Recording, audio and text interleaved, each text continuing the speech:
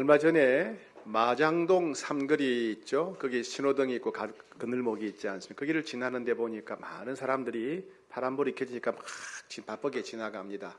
그래서 뭐 마트에 가는 사람도 있고 지하철을 타는 사람도 있고 또 내리는 사람도 있고 막 바쁘게 지나가요. 그걸 보는데 야, 이게 예사로운 일이 아니구나 생각이 들었어요. 왜냐하면 불과 몇 년 전에 코로나 바이러스 때문에 사회적 거리두기가 엄격하게 지켜졌을 때 그때는 얼마나 힘들었습니까? 밖에 나가지도 못하고 직장도 못 가고 재택근무하고 아이들도 집에서 영상으로 수업을 해야 되고 집안에 갇혀 있었죠. 그죠? 마치 길거리에 가면 괴물이 나오는 것처럼 밖에 나가지를 못했습니다. 그러다가 이제 사회적 거리두기가 해제되었을 때 얼마나 좋았습니까? 야, 내가 가고 싶은 곳 자유롭게 가는 게 너무 좋구나. 공원에도 가고 뭐 식당에도 가고 바다도 산에도 가고 이게 좋고 또 좋은 게 뭐냐면 사람들 만나는 게 좋았죠. 그죠? 이제 자유롭게 친구도 만나고 친척도 만나는 것이 너무 좋았습니다. 그러면서 야, 집에 갇혀 지내는 것보다 다른 사람들과 더불어 함께 살아가는 거 참 좋구나, 행복하구나 하는 것을 우리가 맛보았어요. 이제는 다 그 감격은 잊어버리고 모든 것이 당연한 것처럼 살아가는 그런 시대가 되었습니다.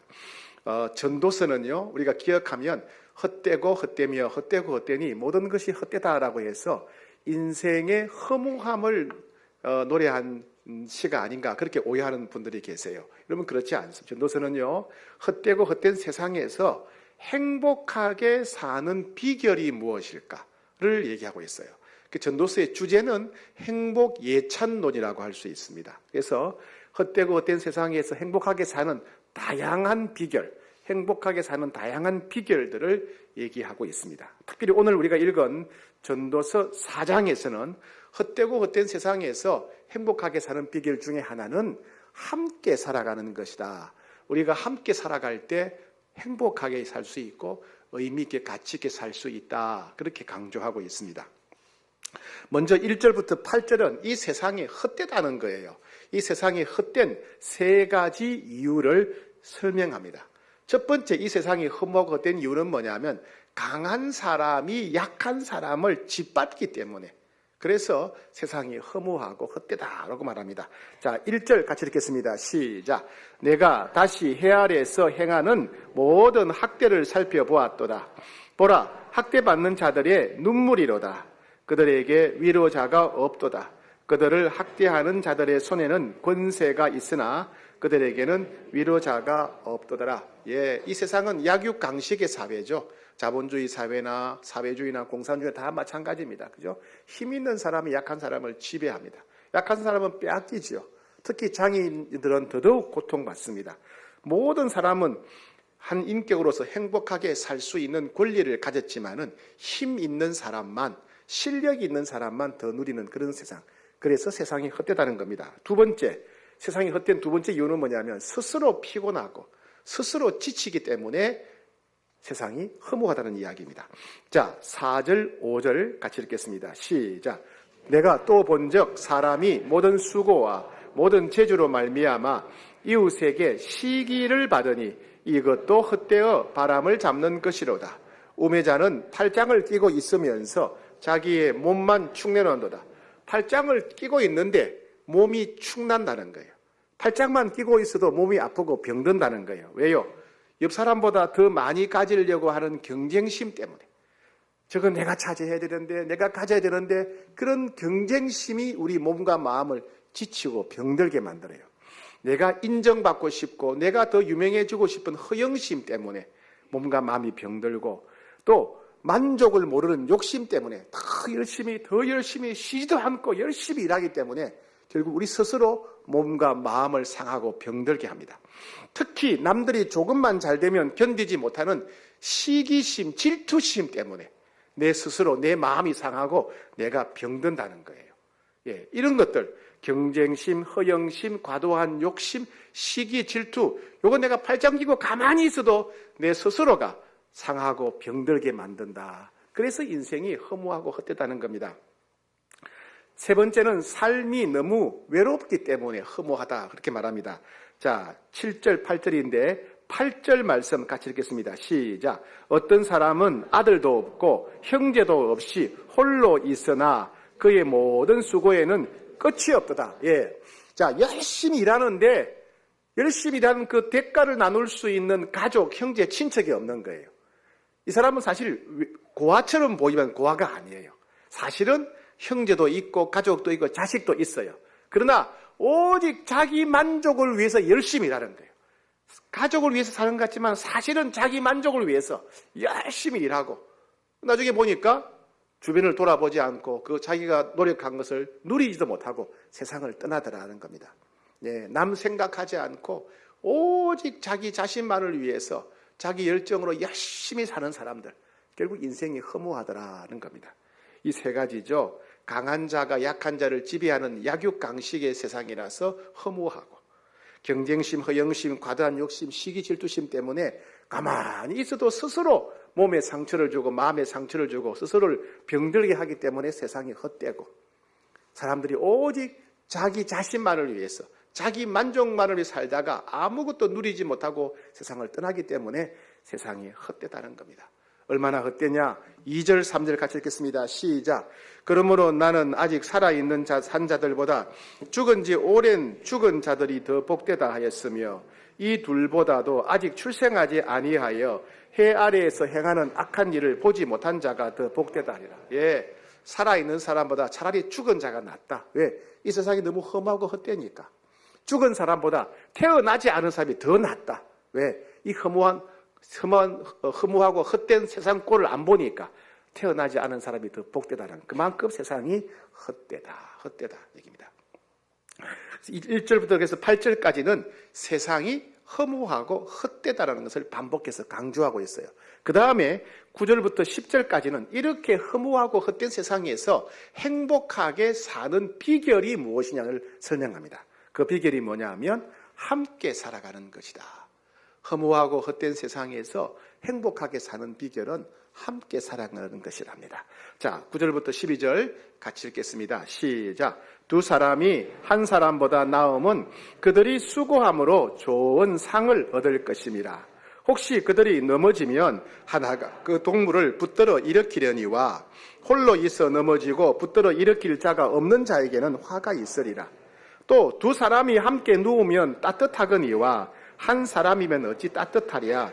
한 사람이면 패하겠거니와 두 사람이면 맞설 수 있나니 세 겹줄은 쉽게 끊어지지 아니하느니라. 무슨 말씀입니까? 일을 하더라도 혼자 일하는 것보다 둘이 손잡고 일하면 훨씬 더 일이 쉽다는 거예요. 길을 가더라도 혼자 가는 것보다 둘이 여행 가면 어려움이 닥쳤을 때 더 잘 해결할 수 있다는 겁니다. 그죠? 잠을 잘 때 추울 때 혼자 자는 것보다 둘이 자는 게 더 따뜻하다는 거예요. 싸울 때 내가 1대1로 싸우는 것보다도 내 편 만들어가지고 2대1로 싸우면 더 이길 가능성이 많다는 거죠.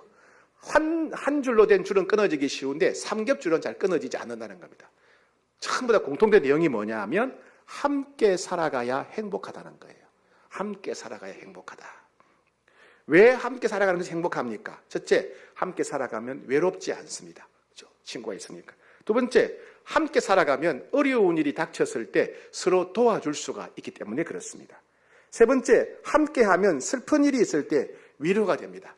우리가 힘든 마음, 슬픈 마음, 또 어려운 마음, 두려운 마음이 있을 때, 외로운 마음이 있을 때 누구랑 그 마음을 나누고 이야기하면 마음이 힘을 얻죠. 위로를 얻죠. 그리고 기쁜 일이 있을 때 기쁜 일을 함께하면 더 기쁨이 돼요. 자, 여러분 옷을 혹시 오늘 옷 입을 때 골라서 옷 입는 분 계시죠? 멋지게 입고 오고 머리에 힘주고 왔는데 아무도 알아주지 않는다. 그러면 기분이 더 우울해져요. 그죠? 그런데 보는 사람마다 야, 집사님 오늘 옷이 너무 그냥 멋있어요. 천사 같아요. 머리가 아름답네. 머리가 참 막 그렇게 하면 기분이 더 좋아지는 거예요. 그죠? 이게 들으면 들을수록 좋아지는 거예요. 기쁨은 나눌수록 커지는 거예요. 그런 말이 있잖아요. 슬픔을 나누면 반이 되고 기쁨을 나누면 2배가 된다. 그죠? 예, 맛있는 것도 혼자 먹어도 맛있어요. 근데 같이 먹으면 더 맛있어요. 그죠? 축구도 혼자 보도 재밌었는데 둘이 보고 소리치고 하면 더 재밌어요. 그죠? 아름다운 것도 혼자 하는 것보다 같이 하면 더 재밌는 거예요. 기쁨을 나누면 더 기쁘게 된다. 예, 그래서 함께 살아가는 것이 행복하다는 겁니다. 5번째는 함께 살아가는 것 자체가 하나님의 목적이에요. 하나님이 아담 한 사람만 만드신 것이 아니라 하와를 만들 가족을 만드셨죠. 우리가 함께 살아가도록 우리를 만드셨어요.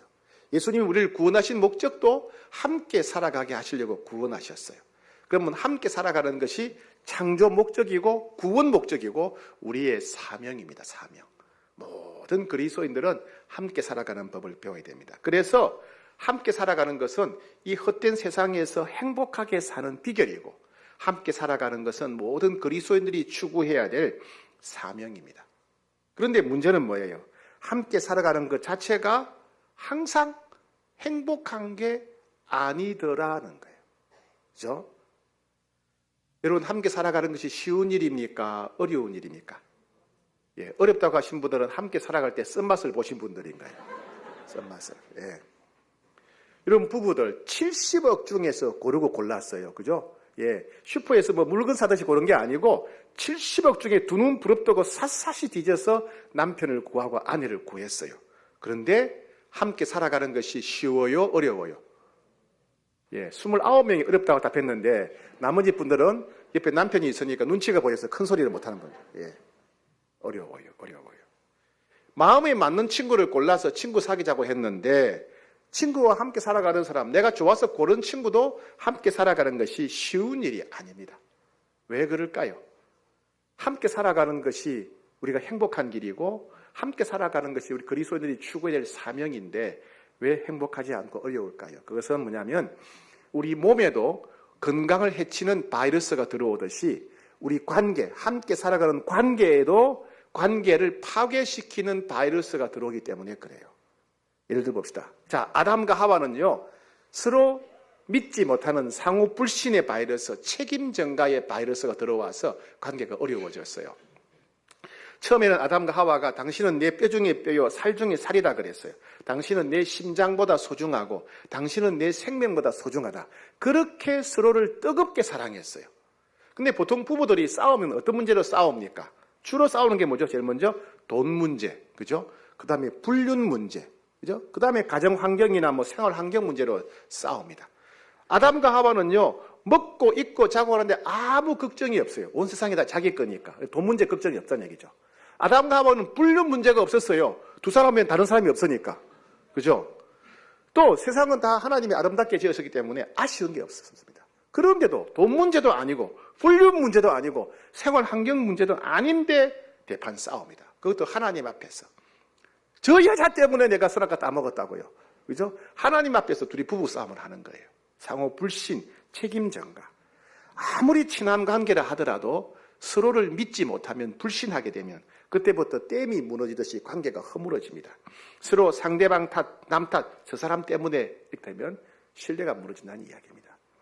가인과 아벨은 시기 질투심이라고 하는 바이러스가 침투한 경우예요. 원래는 가인과 아벨이 같은 부모 밑에 형제이기 때문에 서로 사이좋게 지내고 서로 보살피며 살았을 것입니다. 그런데 어느 날 하나님께서 아벨의 예배는 받으시고 가인의 예배를 거절하셨어요. 가인은 자기 예배가 거절당하자 보니까 아벨의 예배는 받아주셨거든요. 그래서 동생을 미워하는 시기심, 질투심이 생겨났습니다. 시기 질투심의 끝은 뭐냐 하면 상대방이 사라지는 거예요. 없어지는 거예요. 결국 가인은 아벨을 죽여서 없애버리게 됩니다. 이 시기심과 질투심의 바이러스가 형제 간의 관계를 깨뜨린 겁니다. 아무리 가까운 사람이라 하더라도 시기 질투심이 생기면 그때부터 상대방은 세상에서 제일 미운 사람, 세상에서 제일 쓸모없는 사람이 됩니다.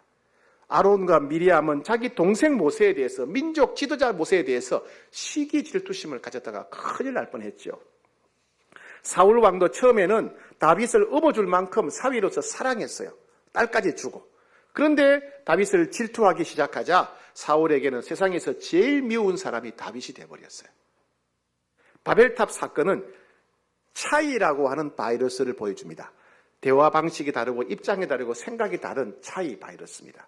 바벨탑을 쌓는데 서로 말이 달라져 버렸어요. 생각이 달라져 버린 거예요. 입장이 달라버린 거예요. 대화 방식이 달라지는 거예요. 그죠? 예. 아무리 같은 목적으로 출발했다 하더라도 서로 대화하는 방식이 다르고 일하는 방식이 다르고 입장과 생각이 다르면 함께 일하기가, 함께 살아가기가 매우 힘들어집니다.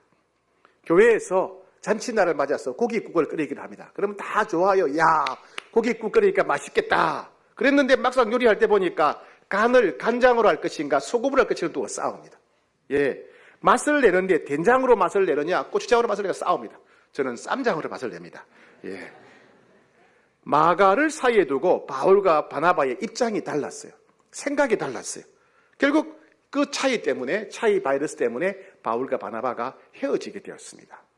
고린도 교회는 바울파, 아볼로파, 또 베드로파, 그리스도파로 나눠져 있었어요. 예, 왜요? 서로 선호도가 다르니까, 생각이 다르니까, 관점이 다르니까 교회가 바울파, 베드로파, 아볼로파, 그리스도파 네 쪽으로 갈라졌어요. 드보라, 기도온, 입다는 차별 바이러스가 무언가를 보여주는 사람들이에요. 차별, 편애하는 것. 드보라나 기도온이나 입다나 나라를 위기에서 구한 훌륭한 민족의 영웅입니다. 훌륭한 지도자예요. 그런데 드보라는 여성이라는 이유로 차별을 당했어요. 기드온은 별 볼 일 없는 마을 깡촌 출신이라는 이유로 무시를 당했어요. 또 입다는 첩의 자식이라는 이유로 무시를 당했습니다. 예, 이 편견 바이러스, 차별 바이러스가 관계를 깨뜨리는 것입니다. 아무리 목숨을 걸고 힘을 모으는 중요한 상황이라 하더라도 차별이 있고 편견이 있으면 어려워져요. 그죠? 우리 사회도 편견이 많습니다. 여성에 대한 편견, 차별, 학벌로 인한 편견, 차별, 출신, 고향 때문에 오는 편견, 차별, 예, 사회적 지위와 재산으로 인한 편견, 차별이 있어요. 예루살렘 교회도 이 헬라파와 히브리파 사람들이 편견, 차별 때문에 갈등이 생겼습니다. 베드로, 야고보, 요한은요, 예수님 제자들은 경쟁심이라고 하는 바이러스가 관계를 깨뜨리는 것을 보게 됩니다. 예수님의 제자들은 예수님이 예루살렘으로 가시면 로마 세력을 물리치고 새로운 나라, 자주 독립국가를 세우실 것이라고 생각했어요. 그래서 예수님이 새로운 나라를 세우면 누가 더 높은 자리를 차지할 것인가를 두고 서로 경쟁하고 싸웠죠. 그렇죠? 예. 이 경쟁심 바이러스입니다. 우리는 이와 같이 함께 살아가려고 해도 함께 사는 것이 행복이고 함께 사는 것이 사명이라고 하지만은 우리 속에, 우리 안에 있는 경쟁심, 허영심, 명예심, 예, 또 차별감, 차별의식, 이런 것들이 우리로 하여금 함께 살아가는 것이 힘들게 만드는 거예요. 예. 빌립보 교회도 마찬가지입니다. 빌립보 교회도 이 요디아와 순두계가 갈등이 있었어요. 왜요? 내가 우리 교회 대표야. 내가 우리 교회 주인이야. 우리 교회 중요한 결정은 내가 해야 돼. 요디아와 순두계가 서로 교회의 주도권을 쥐려고 싸운 겁니다. 허영심, 허영심. 예. 이 허영심 때문에 교회가 갈등이 일어난 겁니다. 내 뜻대로 할 거야. 내 생각대로 할 거야. 내가 원하는 대로 할 거야. 내가 유익한 대로 할 거야. 내가 주도권을 쥘 거야. 이런 허영심이 함께 살아가기를 어렵게 만들었습니다. 가정에도 마찬가지입니다. 여러분, 가정에는 무기력의 바이러스가 있습니다. 무기력 바이러스. 이게 뭐냐 하면 가정은 원래 천국입니다. 왜냐하면 가정은 인류가 타락하기 전부터 에덴 동산에 있었던 거예요. 지구상에 있는 모든 제도와 조직은 인류가 타락한 이후에 만들어진 겁니다. 근데 가정만큼은 인류가 타락하기 이전부터 에덴 동산에 있던 겁니다. 즉 가정에는 에덴 동산의 흔적이 있어요. 천국의 흔적이 가장 많이 남아있는 곳이 가정입니다. 사람들은 가정에서 에덴 동산의 흔적, 천국을 맛보고 경험해야 됩니다. 세상에서 실패하고 세상에서 무시당하고 세상에서 상처받았다 하더라도 집에만 들어오면, 가정에만 오면 있는 모습 그대로 소중히 여기고 사랑하고 위로하고 격려하는 그런 천국이 이루어져야 됩니다. 근데 많은 가정에서 그렇지 못하지요. 어떤 분이 이렇게 말했습니다. 목사님, 저 인간이 천국 간다면 전 천국 안 가고 싶어요. 천국에도 저 인간이 있으면 지옥 같을 거예요. 이러는 거예요. 남편이 얼마나 미웠으면. 예. 왜요? 사랑할 힘이 없는 거예요. 무기력의 바이러스. 사랑할 힘이 없는 거예요. 무기력의 바이러스.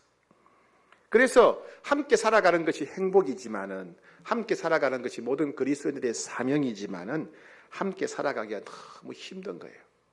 우리가 다 미성숙하고 우리가 다 이기적이기 때문에 나이가 들수록, 세월이 갈수록 함께 살아가는 것이 점점점 더 힘들어집니다. 이와 같이 여러 가지 파괴적인 바이러스들로 인해서 우리는 함께 살아가기가 어렵습니다. 그렇죠? 그럼에도 불구하고 주님은 우리를 향해서 그래도 너희는 함께 살아가야 된다라고 말씀하십니다. 우리 주님은 우리의 연약함을 모르시는 게 아니에요. 다 아십니다. 우리 안에 있는 이기심, 우리 안에 있는 교만함, 우리 안에 있는 시기, 질투, 우리 안에 있는 허영심, 경쟁심, 편견, 사랑할 줄 모르는 무기력, 주님은 그걸 다 아세요. 우리가 어떤 사람인지 어떤 인간인지 주님 아십니다. 그럼에도 불구하고 너희는 함께 살아가야 된다 말씀하십니다. 신약 성경에서 예수님이 가장 많이 반복해서 하신 명령, 어떤 사람이 명령을 내리는데 가장 많이 한 명령은 제일 중요하겠죠, 그죠? 예, 예수님이 신약 성경에서 가장 많이 반복해서 주신 명령은 서로 사랑하라는 명령이에요. 서로 사랑하라. 예, 신약 성경에만 총 14번이나 반복해서 말씀하셨어요. 어떤 명령보다도 서로 사랑하라는 말씀을 강조하셨습니다. 예수님의 최후의 설교 요한복음 13장, 14장, 15장, 16장 여기서 예수님은 무려 5번이나 너희는 서로 사랑해야 된다. 서로 사랑하라고 강조하셨습니다.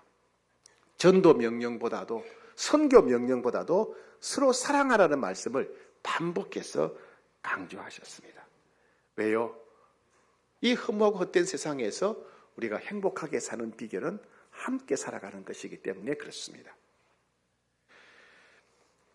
주님은 이렇게 말씀하셨어요. 히브리서 10장 23절에 25절에서 모이기를 피하는 어떤 사람들의 습관과 같이 하지 말고 오직 권하여 그날이 가까움을 볼수록 더욱 그리하자. 모임을 피하지 말고 더 열심히 모여야 된다.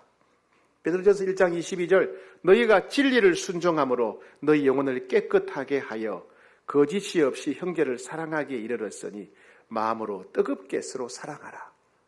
성도들 간에 마음으로 뜨겁게 서로 사랑하라 말씀하셨어요. 예. 그렇다면 우리는 어떻게 살아야 되겠습니까? 함께 살아가는 것이 헛된 세상에서 행복하게 사는 비결이고 함께 살아가는 것이 모든 그리스도인들이 받은 사명이라면 어떻게 살아가야 되겠습니까? 첫 번째, 속 편하게 혼자 살자 이렇게 말하지 말고 힘들더라도 함께 살아가기로 결단해야 됩니다. 먼저 내가 결심해야 돼요. 내가 먼저 선택해야 돼요. 나는 남은 생에 혼자 살지 않고 함께 살겠습니다. 결단하셔야 돼요. 힘들더라도 부족하더라도 함께 살아가는 법을 배우고 함께 살겠습니다. 결단하셔야 돼요. 우리가 함께 살아갈 첫 번째 대상은 가정이죠. 그죠? 가정. 하나님, 제가 가정을 소중히 여기고 가정에서 섬기면서 가정에서 함께 살아가는 법을 배우겠습니다. 가족들과 함께 살아가겠습니다. 두 번째, 우리가 함께 살아가야 할 중요한 대상은 성도들인데 그 중에 바로 사랑방입니다. 사랑방. 예, 우리가 함께 살아가야 할 중요한 대상은 사랑방 식구들이에요. 왜요? 예배 때는 마음을 열 수가 없어요. 옆에 있는 사람 마음을 알 수가 없어요. 심지어 옆에 사람 이름도 모릅니다. 그죠? 우리는 옆 사람과 마음을 나눌 수가 없어요. 예배 때는 내가 상대방에게 시간을 내어서 헌신할 수가 없어요. 헌신할 수가 없어요. 그래서 우리는 마음을 나눌 수 있는, 내 마음을 나눌 수 있는 사랑방이 필요합니다. 내가 시간을 내어서 헌신할 수 있는 사랑방이 필요합니다. 함께 사는 것이 헛된 세상에서 행복하게 사는 길이고 함께 사는 것이 우리가 살아야 할 사명이라면 우리의 가정과 우리의 사랑방은 헛된 세상에서 행복하게 사는 길입니다. 사랑방은 구원받은 성도들이 살아가야 할 사명이라고 할 수 있습니다. 그 사랑방은 헛된 세상에서 행복하게 사는 길입니다. 사랑방은 허무한 세상에서 가치 있게 살 수 있는 사명의 길입니다. 그 사랑방이 우리 인생의 답이라는 겁니다. 두 번째, 함께 살아가는 것이 행복이고 함께 살아가는 것이 우리의 사명이라면 하나님의 말씀인 성경이 우리 삶의 원칙과 기준이 되어야 됩니다. 세상 사람들도 함께 살아가려고 하지만은 뜻대로 잘 되지 않습니다. 왜요? 각자 생각이 다르기 때문에. 각자 입장이 다르고 목적이 다르고 각자 나름대로 기준을 가지고 있기 때문에 함께 살아가기가 쉽지 않습니다. 그래서 예수님을 믿는 성도는 가정에서나 교회에서나 사랑방에서나 하나님의 말씀이 원칙이 되는 삶을 살아야 됩니다. 세상 사람들은 어떻게 사는가? 세상 사람들이 말하고 행동하는 방식이 우리의 원칙과 기준이 되어서는 안 됩니다. 내 유익이나 내가 편한 것, 내게 익숙한 것이 원칙과 기준이 되어서도 안 됩니다. 내 체면이나 내 자존심이 원칙과 기준이 되어서도 안 됩니다. 오직 성경이 말씀하시는 것이 무엇인가, 이게 하나님 말씀이 원칙과 기준이 되어야 돼요. 우리 가정의 모든 일의 결론이 하나님의 말씀이 되어야 됩니다. 사랑방의 모든 갈등의 결론이 하나님의 말씀이 되어야 됩니다. 오직 성경이 원칙과 기준이 될 때 우리는 행복하게 살 수 있습니다. 여러분, 가정에서 혹시 마음이 행복하지 않고 불편한 분 계시지 않습니까? 가정인데, 가족인데 마음이 불편한 분 계시지 않습니까? 그렇다면 우리는 다시 성경으로 돌아가서 성경에 기록된 대로 결정하고 성경대로 행동해야 됩니다. 여러분, 사랑방에서 관계가 꼬이고 막힐 때가 있지 않습니까? 우리는 그때마다 성경으로 돌아가서 성경에 기록된 말씀이 원칙과 기준, 결론이 되게 해야 됩니다. 뭐든지 자기 뜻대로만 하려고 하는 사람은 함께 살아가는 행복을 가로막는 사람입니다. 뭐든지 항상 자기가 옳다고 생각하는 사람, 자기 유익만 추구하는 사람은 함께 살아가는 행복을 파괴하는 사람이에요. 내 뜻과 판단을 내려놓고 성경 말씀대로 결정하는 사람, 내 유익과 자존심을 내려놓고 성경을 원칙과 기준으로 삼는 사람은 함께 살아가는 행복의 문을 여는 사람이라고 할 수 있습니다. 함께 살아가는 것이 행복이고 우리의 사명이라면 세 번째, 우리는 성령님을 의지해야 됩니다. 첫 번째, 함께 살기로 결단해야 되고, 두 번째, 하나님 말씀이 원칙과 기준이 되어야 되고, 세 번째는 성령님을 의지해야 함께 살아갈 수 있다, 그 말입니다. 예. 세상 사람들은 서로 싸우다가 멸망할 수 있어요. 왜? 다 이기적이니까, 다 교만하니까. 정치꾼들을 보세요. 경제인들을 보세요. 자기가 이기는 것 외에는 선택하지 않습니다. 그래서 갈라디아서 5장 15절에서 만일 서로 물고 먹으면 피차 멸망할까 조심하라. 사람이 모이면 항상 우열을 정하고 서열을 정하고 조직을 하고, 그죠? 강자가 약자를 지배하고 피차 물고 먹으면서 멸망합니다. 아무리 법률을 정하고 아무리 형벌을 집행해도 사람을 바꿀 수가 없습니다. 아무리 윤리책, 도덕책을 가르쳐도 행동은 바뀌지 않습니다. 아무리 결심하고 노력해도 우리의 미성숙한 본성은 바뀌지가 않습니다. 오직 성령 충만해야, 성령이 역사해야 사람이 변하고 말과 행동이 변합니다. 그래서 갈라디아서 5장 16절에 너희는 성령을 따라 행하라. 그리하면 육체의 욕심을 이루지 아니하리라 했습니다. 누구든지 회개하고 예수 믿으면 성령님이 우리 안에 찾아오십니다. 여러분들 예수님을 믿는 분이라면 이미 예수님이 여러분 속에 계십니다. 이 성령님만이 우리의 악한 본성을 변화시킬 수 있습니다. 성령님만이 우리를 겸손한 사람, 교만한 사람이 겸손한 사람이 되게 해요. 성령님만이 폭력적인 사람이 온유한 사람이 되게 해요. 성령님만이 성질 급한 사람이 오래 참는 사람이 되게 해요. 성령님 사람에 대해서 무관심했던 사람이 다른 사람을 불쌍히 여기는 사람이 되게 합니다. 성령님만이 너무나 인색한 사람을 나누고 베풀기를 좋아하는 사람으로 바꾸어 주십니다. 우리는 하나님 말씀인 성경을 통해서 무엇이 옳고 그른지 알 수 있습니다. 그런데 성령님께서는 그 하나님 말씀대로 살 수 있는 힘과 능력을 우리에게 주십니다. 우리가 성경을 읽으면서 하나님 말씀을 깨닫지요. 아, 이게 옳은 거구나, 이게 저렇구나. 근데 우리는 그렇게 살 힘이 없어요. 우리 구약시대가 그런 시대입니다. 자기 힘으로는 말씀 못 살아요. 근데 우리 안에 계신 성령님이 우리를 도와주실 때 우리는 성경대로 살 수 있습니다. 성령 하나님이 도와주실 때 성경대로 살 수 있는 힘과 능력을 주시는 겁니다. 즉 성령님은 우리의 말씀에 불순종하는 고집센 마음, 굳은 마음을 제거하고 순종하는 마음, 부드러운 마음을 우리에게 주시기 때문에 그렇습니다. 굳은 마음을 부드러운 마음으로 바꾸는 분이 바로 성령님이시기 때문에 그렇습니다. 사랑하는 여러분, 그래서 가정에서, 사랑방에서, 직장에서 알지만은 행하기가 어려울 때, 알지만은 그렇게 살기가 싫을 때, 그때 우리는 성령을 부르짖어야 돼요. 성령님을 의지하셔야 됩니다. 여러분, 행복한 가정생활의 비결이 뭡니까? 돈이 아니에요. 집이 아니고 옷도 아니고, 윤리책도 아니에요. 행복한 가정생활의 비결, 책이 아닙니다. 우리의 악한 본성을 잘라내고 예수님의 마음 없는 것, 성령 충만입니다. 성령 충만이 행복한 가정생활의 유일한 비결입니다. 여러분, 행복한 신앙생활의 비결이 무엇이겠습니까? 행복한 신앙생활을 하려면 편리한 교회 건물일까요? 다양하고 유익한 프로그램일까요? 경제적으로 여유있고 사회적으로 사람들과 함께 지내는 것일까요? 아닙니다. 오직 성령 충만할 때 유혹을 이길 수 있습니다.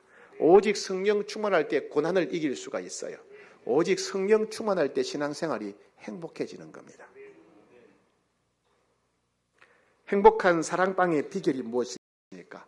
행복한 사랑방의 비결, 모두 사랑방 식구들이 함께 살아가기로 마음을 열고, 그리고 사랑방에서 하나님의 말씀이 원칙과 기준, 결론이 되게 하고, 그리고 사랑방 식구들이 성령 충만할 때 그 말씀대로 살아갈 수 있는 부담을 갖게 됩니다. 그럴 때 그 사랑방에 하나님 나라가 임하게 됩니다. 사랑방에 천국이 이루어지게 되는 것입니다. 이번에 사랑방 신청서를 다 나눠드렸습니다. 사랑방 신청 꼭 작성하셔서 모든 분들이 사랑방에 참여하셨으면 좋겠습니다. 그래서 이 허무하고 헛된 세상에서 행복하게 사시고 하나님 주신 사명 잘 감당하는 행복한 사랑방 되시기를 축복합니다.